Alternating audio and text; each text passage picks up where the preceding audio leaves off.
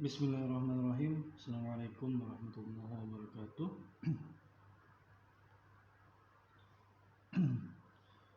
Innal hamdalillah nahmaduhu wa nasta'inuhu wa nastaghfiruh wa na'udzu billahi min syururi anfusina wa min sayyiati a'malina.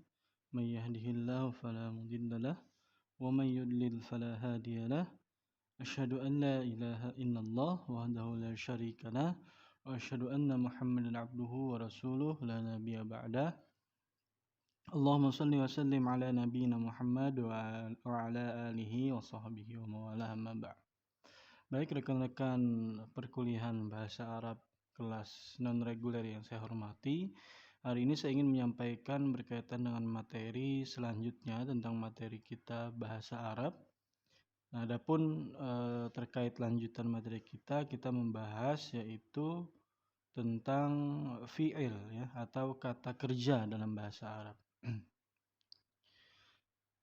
Nah, sebenarnya fi'il itu secara umum terbagi menjadi 3. Selain ada fi'il madi yang akan kita bahas pertama ini, kemudian ada fi'il mudhari, satunya adalah nanti khusus kita bahas fi'il amr ya, fi'il amr. Nah, fi'il madi dan fi'il mudhari dulu yang menjadi fokus pembahasan kita terkait dengan kata kerja. Kemarin sempat disinggung beberapa kali tentang apa itu fi'il ya. Mungkin juga Bapak Ibu atau rekan-rekan sudah mengetahui betul sebenarnya, tapi ini sekali lagi kita ulangi untuk mengingat kembali bahasa Arab ya. Semoga ada keberkahan di dalamnya. Nah, fi'il madi ya. Kita bahas fi'il madi dulu. Fi'il madi yang kemudian secara pengertian adalah kata kerja yang lampau atau kata kerja yang menunjukkan masa lampau atau yang telah terjadi atau telah lewat. Pengertian fi'il madi ini secara bahasa sejalan dengan pengertian menurut istilah ilmu nahu dalam bentuk bahasa Arab ya. Madallu ala hadatsin madha wan naqd ya. Artinya lafaz yang menunjukkan kejadian di masa lampau. Jadi setiap kejadian yang terjadi di masa lampau maka itulah yang dimaksud dengan fi'il madi. Masa lampau, masa lewat atau yang telah berlalu seperti itu. Itulah kemudian fi'il madi. Tapi yang menunjukkan kemudian kata kerja, yang kata kerja. Nah, itulah fi'il madi. Misalnya qara'tul kitaba. Qara'tul kitaba artinya saya membaca buku ya, saya membaca buku.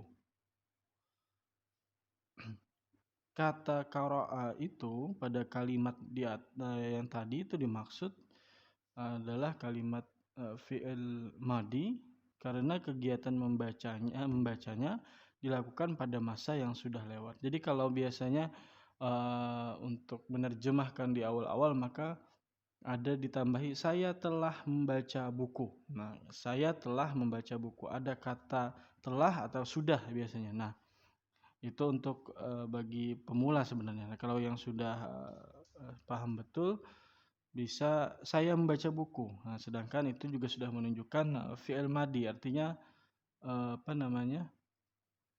qara'tu, damir tu itu kemudian qara'tu itu sudah diklasifikasikan sebagai fi'il madi. Oke. Ada 2 hal yang bisa kita lakukan untuk mengetahui apakah itu fi'il madi atau fi'il mudhari, yaitu dilihat dari bentuk wazannya ya, karena setiap kalimat fi'il memiliki bentuk wazan masing-masing yang berbeda. Wazan itu timbangan sebenarnya kalau dalam bahasa Arab, tapi kalau dalam istilah ilmu nahu wazan AA, wazan AI ya. Jadi wazan itu lihat ini ininya. Nah, bagian qara'tu ya. Nah, akan tetapi mengerti bentuk wazan kita harus belajar ilmu sharaf. Insyaallah kita akan bahas pada itu. Nah, jadi nanti kita coba praktek ilmu sharaf ya. Jadi nahu itu berdampingan dengan sharaf biasanya. Nah, bagaimana caranya supaya kita mengetahui apakah itu fi'il madi atau fi'il mudhari? Yang pertama dengan mengetahui artinya berdasarkan konteks. Sebelumnya siyaqul kalam ya.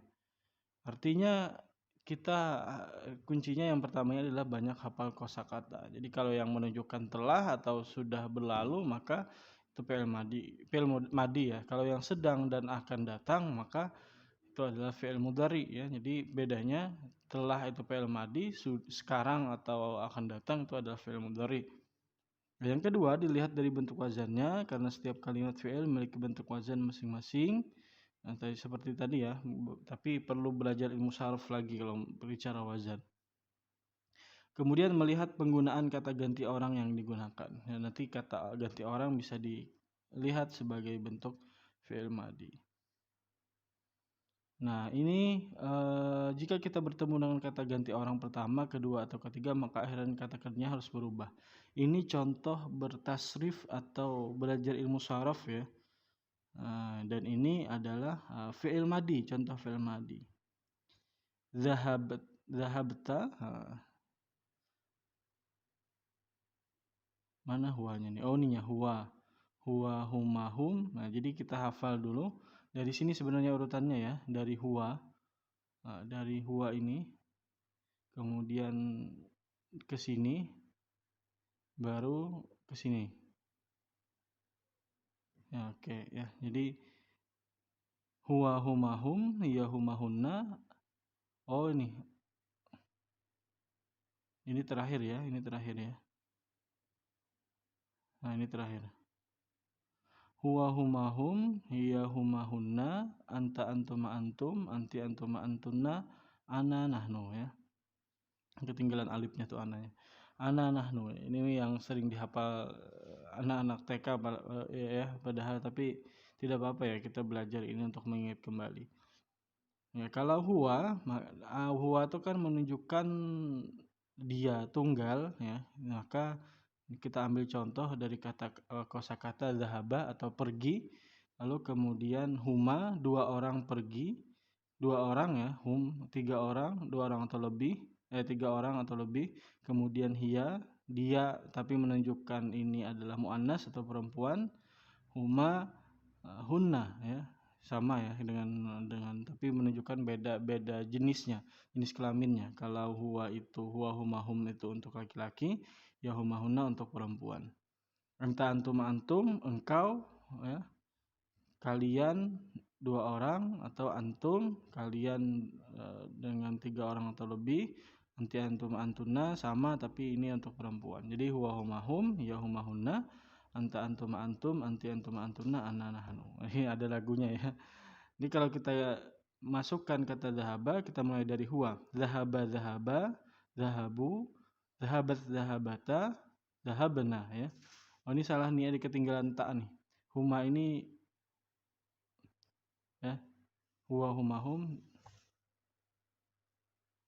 zahaba zahabu, zahabat zahabata, zahabna, zahabta zahabtuma, zahabtum ya. Zahabti zahabtuma, zahabtunna, zahabtu zahabna. Nah, ini menunjukkan itu tasrif ya. Zahaba zahabu, zahabat zahabata, zahabna, zahabtu zahabtuma, zahabtum, zahabti zahabtuma, zahabtunna, zahabtu zahabna. Kita mulai dari huwa dulu. Huwa ini zahaba dia pergi. Artinya atau ditambah arti dia telah pergi ya. Kemudian zahaba ada alif di akhirnya, dia dua orang telah pergi. Kemudian hum zahabu mereka telah pergi. Nah, untuk menunjukkan laki-laki. Kemudian untuk versi perempuannya zahabat zahabata ini ketinggalan ta ya. Kemudian zahabna. Yang huma ini ketinggalan ta, ada taknya di sini seharusnya. Sininya harusnya ada tak nih. Oke. Nah, ini mungkin Bapak Ibu bisa mengganti ganti kosakata ya, bocoran untuk ujian akhir nanti harus damir ini dengan kosakata lain ya selain zahaba, nanti coba dimasukkan untuk bertasrif. Ini untuk fi'il madi. Fi'il madi, zahaba, zahaba, zahabu, zahabat, zahabata, zahabna, zahabtuma, zahabtum, zahabti, zahabtuma, zahabtunna, zahabtu, zahabna. Kalau misalkan kita ganti doroba, doroba, doroba, dorobu, dorobat, dorobata, dorobna, darabta, darabtuma, darabtum, darabti, darabtuma, darabtunna, darabtu, darabna. Ya. Nanti disesuaikan saja untuk fi'il madi. Oke, kita lanjut. Sekarang kita masuk ke pembahasan khusus fi'il mudhari. Ya, fi'il mudhari ya, dalam bahasa Arab berarti sekarang, saat ini, atau hadir, atau yang akan datang ya. Maka secara sederhana yang masuk dengan fi'il mudhari adalah kata kerja yang menunjukkan keterangan waktu kejadian di mana kejadian tersebut sedang terjadi atau akan terjadi. Ya. Nah, itu ya. Jadi bedanya kalau fi'il madi yang lewat, kalau yang fi'il mudhari sedang terjadi atau akan terjadi. Cara mudah untuk mengetahui apakah lafaz tersebut fi'il mudhari atau bukan, yang pertama, dengan adanya tanda huruf mudhara'ah yang berjumlah 4 huruf pada awalnya. Adapun huruf mudhara'ah tersebut ialah alif, nun, ya, dan ta ya. Ada 4 huruf mudhara'ah itu. Maka jika ada lafaz yang dimulai dengan salah satu huruf mudhara'ah itu a, nun, ya, ta, atau biasanya saya singkat Anita, Anita. Itu disebut fi'il mudhari. Kemudian yang kedua ya wazan ya. Oke, ini contohnya kita contohkan lagi. Nah, ini pas susunannya nih. Contohnya kita zahaba ya. Lahuwa yadhabu, yadhabu, yadhabani, yadhabuna. Kalau hiya tadhabu, tadhabani, yadhabna.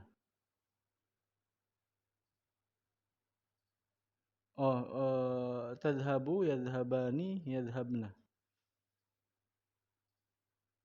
Kalau anta, antuma, antum, tadhabu, tadhabani, tadhabuna, tadhabina, tadhabani, tadhabna, adhabu, nadhabu. Ini form dari ya. Jadi bedanya ada imbuhan di awal ya, dan beberapa di akhir ya. Yadhaba, yadhabani, yadhabuna, tadhabu, yadhabani, yadhabna. Tadhabu, tadhabani, tadhabuna, tadhabina, tadhabani, tadhabna. Adhabu, nadhabu. Ya, fi'il mudhari. Sama kayak tadi ya, konsepnya adalah nanti ganti kosakatanya, tinggal tambah huruf tengah dan damir-damirnya atau kemudian awalan dan akhirnya sama rumusnya. Nah, itu kemudian yang dapat saya sampaikan tentang fi'il madi, fi'il mudhari. Semoga bisa dipahami, dan kemudian jika ada pertanyaan kita diskusikan di grup WA. Terima kasih. Assalamualaikum warahmatullahi wabarakatuh.